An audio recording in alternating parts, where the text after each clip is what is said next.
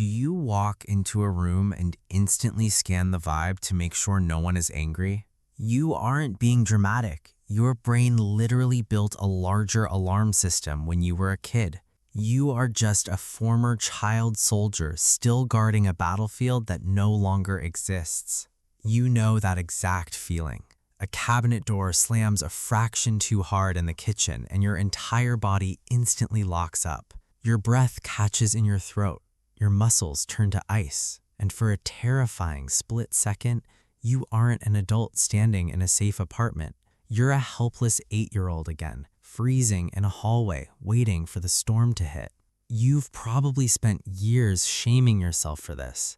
You tell yourself you're too sensitive. You apologize for overreacting to small things. But let's look at the reality of your daily life. Every time you enter a room, your eyes subconsciously scan the exits. You read the subtle, microscopic shifts in a coworker's tone of voice like a meteorologist reading a hurricane map. If a partner goes quiet for an hour, your brain doesn't assume they're tired. It assumes they are furious, and they are furious at you. The weight of silence. Growing up, home is supposed to be a sanctuary. It's the baseline where your nervous system learns that it is safe to lower its shield. But when home meant unpredictable tempers, volatile arguments, or the freezing, heavy silence of emotional neglect, that baseline never formed. Home wasn't a shelter. It was a minefield where the rules changed every single hour. You had to become an expert in atmospheric pressure just to survive the night. Think about the sheer exhaustion of that. Carrying a weapon you can never put down, because the moment you do, you fear the chaos will return and swallow you whole. This is where science reveals something beautiful and heartbreaking. Your brain is not broken. It is operating exactly as it was programmed to.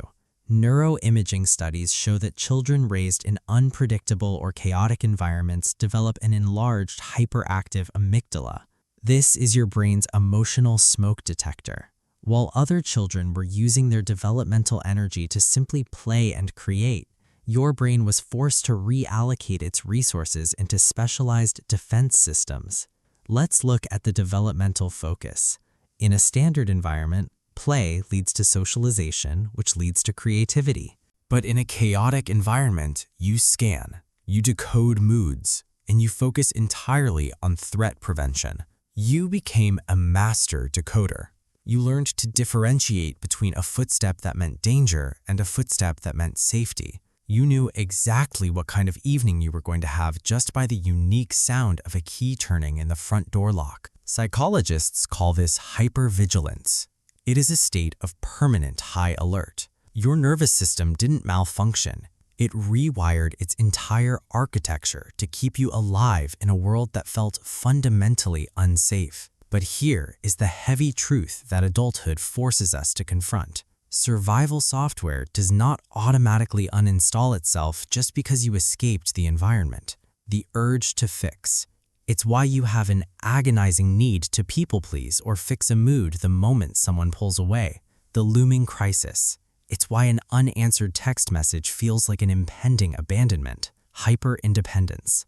It's why you refuse to ask for help, carrying crushing weights alone because your childhood taught you that relying on others only leads to disappointment. You built a fortress, not because you hate the world, but because inside that fortress, the silence meant safety. But let's ask an honest, gentle question.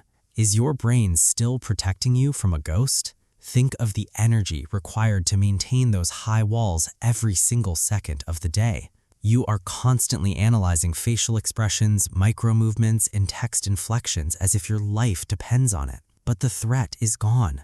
The environment has changed, yet the alarms are still blaring at maximum volume. It is a profoundly exhausting way to live, treating peace like it's just the quiet before another storm. You don't have to live on high alert anymore. Your system deserves an off switch. It takes time to rewrite decades of hardwired defense, but the first step is simply noticing the pattern. There is a profound difference between being aware and being trapped. Hypervigilance is not peace. It is pure, exhausting survival. It is running 20 background programs in your mind waiting for a danger that isn't coming anymore. You are not broken. Your anxiety isn't a weakness. It is the honorable scar tissue of a child who figured out how to survive a chaotic world before they even knew what psychology was. But look around you. You don't live in that house anymore. The doors don't slam the same way here.